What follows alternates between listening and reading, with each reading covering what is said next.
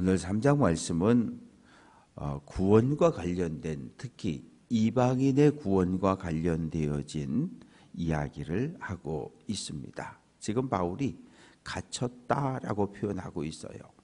그러니까 성경을 보면, 사도행전을 보면 바울이 4번 감옥에 투옥이 됩니다.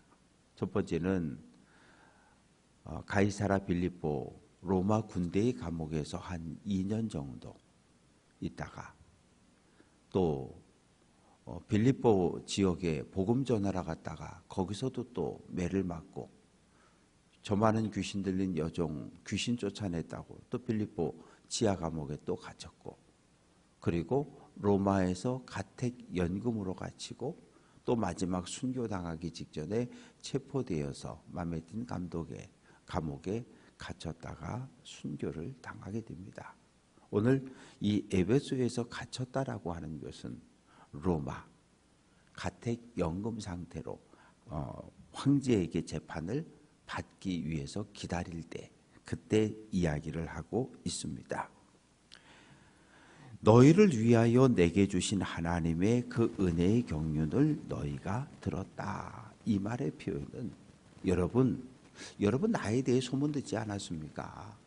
내가 교회를 박살내고 성도를 잡아 감옥에 가두는 일에 열심을 내다가 다메섹까지 가서 예수 믿는 사람을 잡으러 가는 길에 그만 내가 부활하신 예수를 만났고, 거기서 내가 앞을 보지 못하게 되었고, 거기서 내가 유대교에서 기독교로 개종하고, 부활한 주님께서 나에게 너 이방 땅 다니면서 복음을 전해라, 구원의 복음을 전하라는 명령을 받아서 내가 여러분들에게까지 복음을 전한 것 여러분들 아시지요?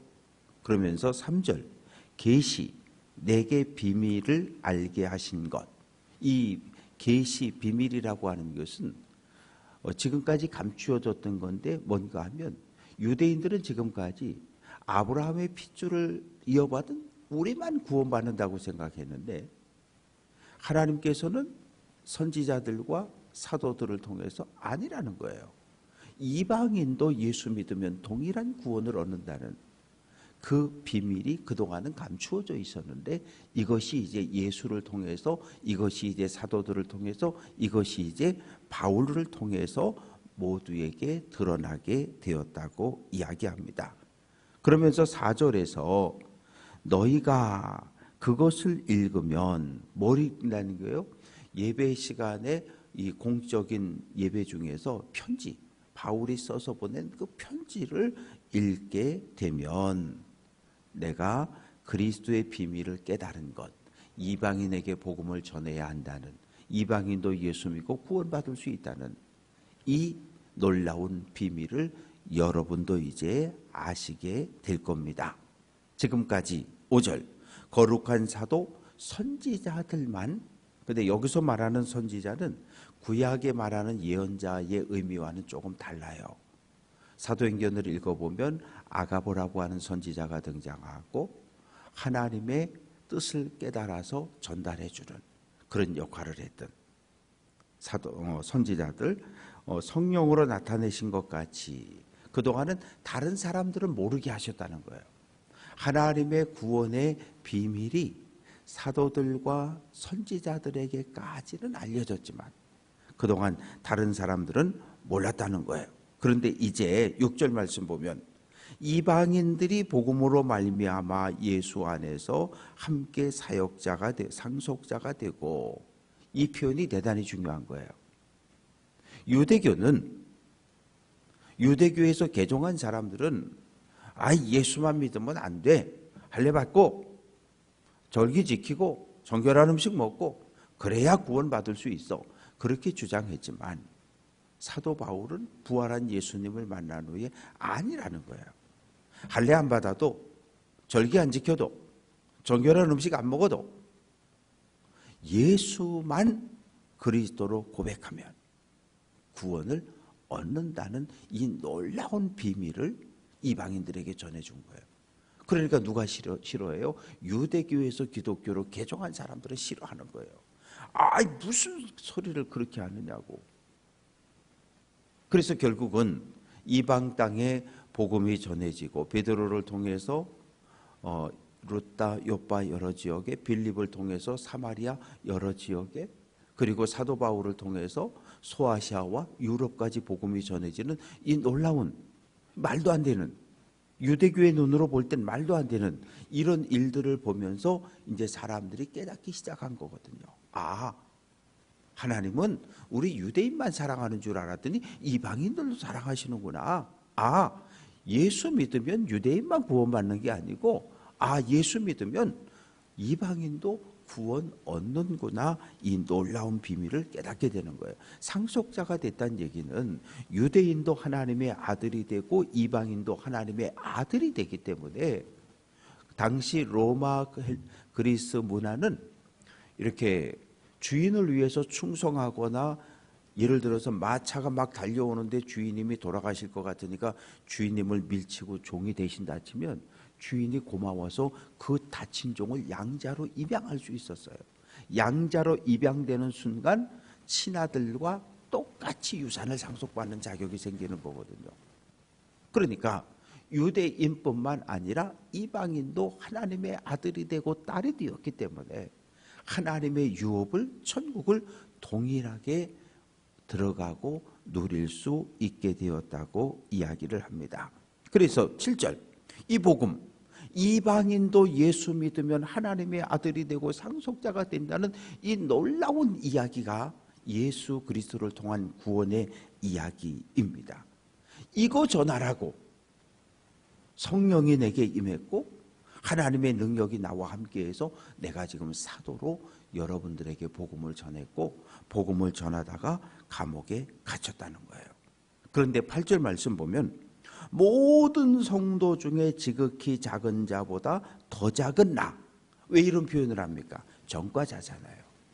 교회를 박살내고 성도들 수없이 잡아다가 감옥에 넘겼던 아주 나쁜 과거를 가지고 있는 그런 바울이기 때문에 스스로를 이 땅에 예수 믿고 구원받은 모든 사람들 가운데 내가 가장 작은 자라고 자기 자신을 낮춰서 표현하고 있습니다.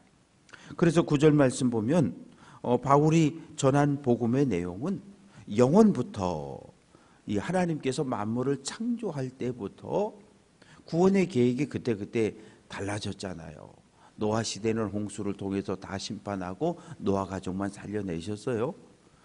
소돔과 고모라가 멸망당할 땐 다 심판하시고 롯과 그 두 딸만, 가족들만 구원하셨어요. 여리고성이 멸망당할 때는 라합과 그 가족만 구원하셨어요. 그러니까 구원의 방법은 시대마다 계속 달라지게 이렇게 내려왔는데, 마지막 하나님 인류를 위한 구원의 방법은 뭐냐면 십자가에 죽은 부활한 예수를 통한 구원이었거든요. 이것이 이제는 다 드러나게 되었다는 거예요. 다 드러나게 되었고, 그래서 이제 10절 말씀 보면 교회로 말미암아 하늘에 있는 통치자들과 권세자들에게, 하늘에 있는 통치자와 권세자는 영적인 존재, 천사들을 이야기합니다. 이 땅에 교회가 세워졌고 하나님의 구원의 방법이 교회를 통해, 성도들을 통해서 하늘에 있는 영적인 존재들인 천사들에게까지 알려졌다는 거예요. 그 내용은 뭐냐 하면 11절, 예수 그리스도 안에서 예정하신 뜻, 예수를 통한 구원을 이야기합니다. 그래서 이제 12절, 우리가 그 안에서, 예수 안에서 예수를 믿음으로, 예수를 믿는 믿음이 있어야 되는 거예요. 그러니까 오늘 우리의 문제는 무엇입니까? 예수를 믿기는 믿는데 성경의 가르침은 예수만 믿어야 된다는 거거든요. 예수도 믿고 바알도 믿고 하나님도 믿고 바알도 믿고, 이게 어느 시대예요? 아합 시대였거든요. 하나님도 믿고 금송아지도 믿고, 이거 어느 시대예요? 여로보암 시대였거든요. 오늘 우리 시대는 무엇이 문제입니까? 예수 믿는 거 맞아요. 예수 믿는데 자본의 신, 재물의 신, 만몬의 힘이 너무 강한 시대를 살아가고 있거든요. 그래서 하나님과 만몬을 함께 섬기고 때로는 하나님보다 만몬을 더 의지하는. 그런데 성경의 가르침은 예수만 믿으라는 거예요. 오직 예수만, 오직 하나님만 믿는 거룩한 백성이 되라는 거예요. 그래서 하나님께서 출애굽 1세대와 언약을 맺고 십계명을 주실 때 너희는 내 앞에서 다른 신을 섬기면 안 된다고 말씀하셨거든요. 그러니까 하나님만 믿으라는 거거든요. 그래서 믿음이라고 하는 건 하나님만 믿는 거, 이게 믿음인 거예요. 예수님만 믿는 거, 이걸 성경은 믿음이라고 이야기하는 거예요. 하나님을 믿으면서 바알을 섬기고 절을 가고 이러면 이거 우상숭배자가 된다는 거예요. 그래서 하나님만을, 예수님만을 믿는 믿음을 가지고 담대한 마음을 가지고 천국을 향해 달려가라는 거예요. 멈추지 말라는 거예요. 그래서 13절에서 너희에게 구한다. 너희를 위한 나의 환난을 낙심하지 말아라. 여러분, 내가 지금 감옥에 갇혀 있다고 해서 너무 걱정하거나 근심하지 마십시오. 내가 복음을 전하다가, 여러분에게 복음을 전하다 감옥에 갇혔으니까 이것이 나에겐 영광이고 기쁨이 됩니다. 그러니 걱정하지 말라는 거예요. 이제 14절부터 21절까지 말씀은 기도입니다. 사도 바울이 이 로마 감옥에 앉아서 에베소 교회 성도들을 향해 기도하는 거예요. 14절, 하늘과 땅에 있는 각 족속에게 이름을 주신 아버지 앞에 무릎을 꿇고 기도한다.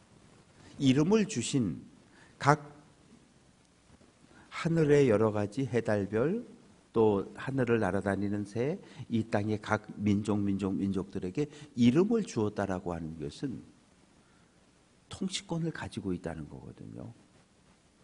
아들이 태어나고 딸이 태어나면 아버지가 아들에게 딸에게 이름을 지어주는 거예요. 아버지가 이름을 지어주고 이름을 불러주는다는 이야기는 다스림, 통치권을 갖는다는 거예요. 하나님께서 이 땅 만물을 창조하시고 아담에게 이름을 지어주라 그랬어요. 아담이 너는 뱀, 너는 너구리, 너는 사자, 이름을 부르는 대로 그 이름이 됐거든요. 그건 뭐예요? 주관자, 통치자가 되었다는 이야기예요. 그래서 이 땅 모두는 창조주이신 하나님의 통치와 다스림을 받는 거예요. 그 창조주 하나님께 에베소 교회를 위해서 기도하는데 16절 말씀 보면 성령으로 말미암아 너희 속사람을 능력으로 강건하게 하시고, 이 사도 바울은 겉사람과 속사람의 이야기를 자주 합니다. 이건 뭐냐면 에베소 지역은 헬라 철학의 영향을 받았기 때문에 이 유대인들, 히브리인들은 겉사람과 속사람을 나누지 않아요.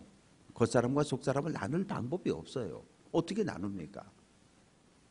그래서 겉사람과 속사람이 하나라고 유대인들은, 히브리인들은 보고 있지만 이 에베소 지역은 헬라 철학에 이렇게 만연되어 있는, 아주 어려서부터 헬라 철학을 교육받고 자란 사람들이기 때문에 이 설명하는데 겉사람, 속사람으로 표현을 해주는 거예요. 그러면 헬라인들이 금방 알아듣거든요. 아, 겉사람 육체, 속사람 마음, 정신, 영혼, 이렇게 금방 이해를 하기 때문에 너희 속사람이 건강해지기를, 그러니까 너희의 믿음과 너희의 신앙이 견고해지기를 내가 바란다. 무엇으로? 성령으로 말미암아. 그리고 이제 17절에서 믿음으로 말미암아 그리스도께서 너희 마음에 계셨으면 좋겠다. 예수님을 우리 마음속에 모실 수 있는 유일한 방법은 믿음밖에 없어요. 주님께서 우리 마음 문을 두들길 때 마음을 활짝 열고 예수님을 받아들여야 되거든요. 그걸 믿음이란 말하는 거예요. 내가 들어갈래, 문 열어줘, 두들길 때 마음 문을 활짝 열어주는 것, 이걸 믿음이라는 거예요. 이걸 영접한다는 거거든요. 그래서 예수님을 내 안에 모셨으면 내 마음 중심에 예수님을 주인으로 모시고 주인된 예수님 말씀에 순종하며 사는 것이 우리의 행복이 되고 기쁨이 되어야 합니다. 그래서 너희의 믿음이 점점점 강해지고 견고해지고 정결해졌으면 좋겠다. 그러면서 18절 19절에서는 하나님의 사랑과 그리스도의 사랑에 대해서 이야기하는데, 우리를 향한 하나님의 사랑, 예수 그리스도를 통해 나타났고 십자가를 통해서 우리를 구원하신 예수님의 사랑, 이건 뭘로 표현할 수 없다는 거예요.